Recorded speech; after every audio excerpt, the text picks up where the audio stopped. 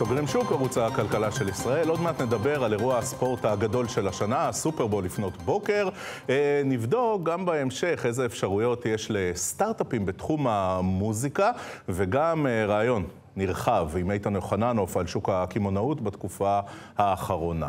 עכשיו אנחנו רוצים לדבר נדל"ן, רוצים להעמיק בנדל"ן. שלום יגאל צמח. שלום רועי כץ. מנכ"ל, בעלים של קרן קשרים, תן לי מילה על קרן קשרים, מה בדיוק אתם עושים? אשראי חוץ-בנקאי מגובה נדל"ן לפרטיים. אוקיי. היקפים? 250 מיליארד שקל מנוהל. וואו. טוב, בואו נדבר רגע על כיוונים מעניינים להשקעה בנדל"ן, מפני שחלק מצופינו, אתה יודע, קצת נזילים, יש שם קצת סכומי כסף קטנים, בינוניים, מתלבטים מאוד. מצד אחד, נדל"ן, Buzzword, מצד שני, נדל"ן, אתה יודע, זה לא דבר אחד, יש הרבה מאוד היבטים ויש הרבה מאוד כיוונים. אני חושב שנדל"ן למגורים היום זה ההשקעה הכי הגיונית, תחת ההנחה שאנחנו לא יודעים מה יקרה.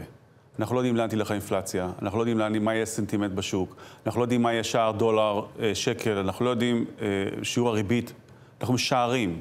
אחד הדברים שאנחנו כן יודעים זה את הפונדמנטלס של הביקוש והיצע בתחום הנדל"ן למגורים. תחום הנדל"ן בכלל מחולק למגורים, מסחרי ומשרדים. נתחיל דווקא במסחרי והמשרדים. שם מדובר על משקיעים שבדרך כלל יותר מקצועיים, שלוקחים הלוואה מבנק, וקונים נכס שאמור להניב איזושהי תשואה. המקובלות היום בתשואה על משרדים באיכות טובה, מה שנקרא AAA, זה בין 6-7% תשואה שנתית.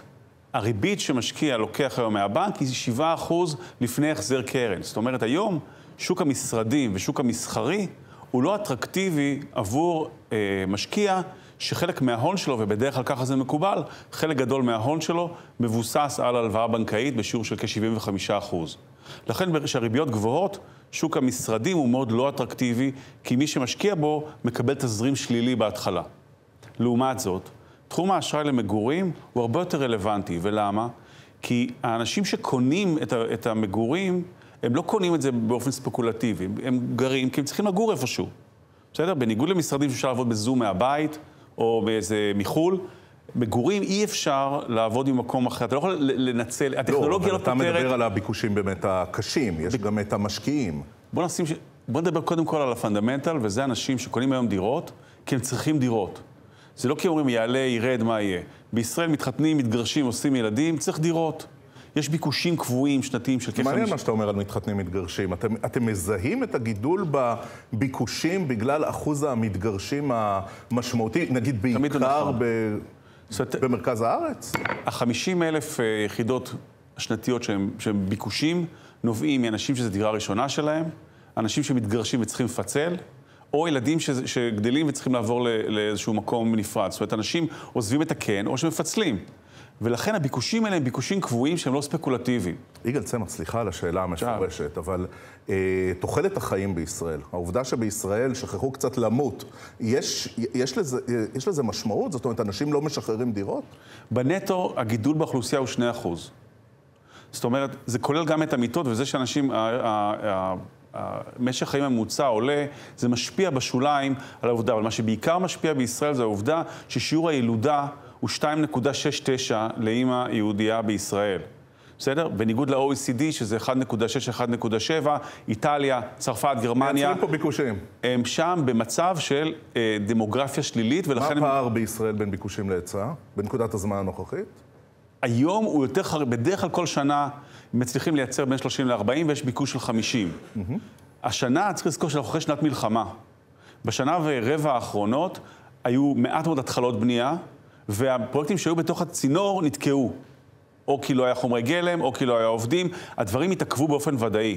זאת אומרת, גם הדירות שהיו אמורות להיות מוכנות בפברואר 25, יהיו מוכנות יותר מאוחר. זאת אומרת, הדבר הזה מקטין את ההיצע, והביקוש שהוא קבוע, כי מדובר בביקוש טבעי שנובע מילודה, הוא ביקוש עולה. זאת אומרת, אנחנו השנה הזאת חווים מצב שיהיה ביקוש יותר גבוה, זאת אומרת, הפער בין ההיצע לביקוש גדל כי ההיצע ירד, וגם הביקושים שהיו חלקם כבושים בשנה הקודמת, חוזרים עכשיו לשוק. יגאל צמח, תן לי לנצל את המומחיות שלך, תן לי רגע אזורים שבעין המקצועית שלך מעניינים יותר.